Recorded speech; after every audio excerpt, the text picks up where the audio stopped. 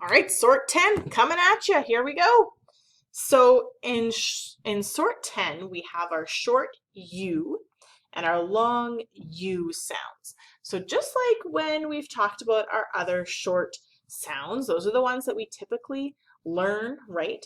So U, we makes an sound like cup, makes an sound.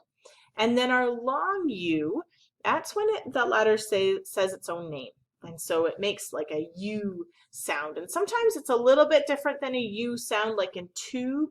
We don't exactly hear a U in particular, but it's closer to the U than it is to the cup. A good example of the long U sound is in a word like cube, cube. You can really hear that U sound in cube. So here's our cube, some of our other pictures that we have in this one.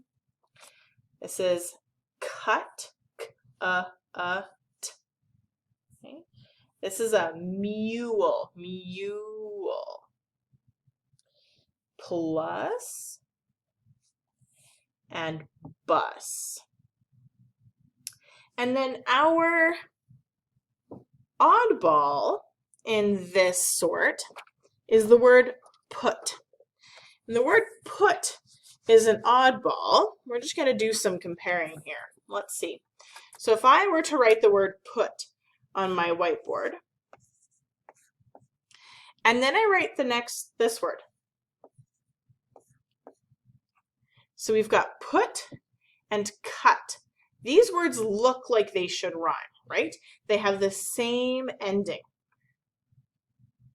to look, but does it sound like the same ending? Put, cut, put, cut. No, that U is making a different sound.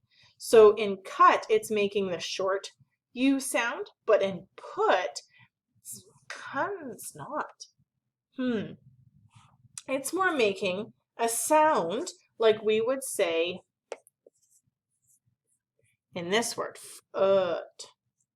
So this U is making like a closer to a longer U sound in put than it is in than it would like our short U sound. So it's not the same sound. Put is an oddball because it looks like it should make a short U sound, but it doesn't. It kind of makes the sound that we hear with two O's, like an sound.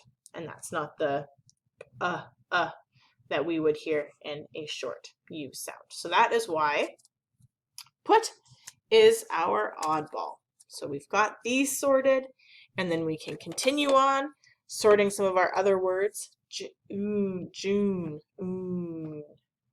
okay. Closer to a longer U sound. Club, club.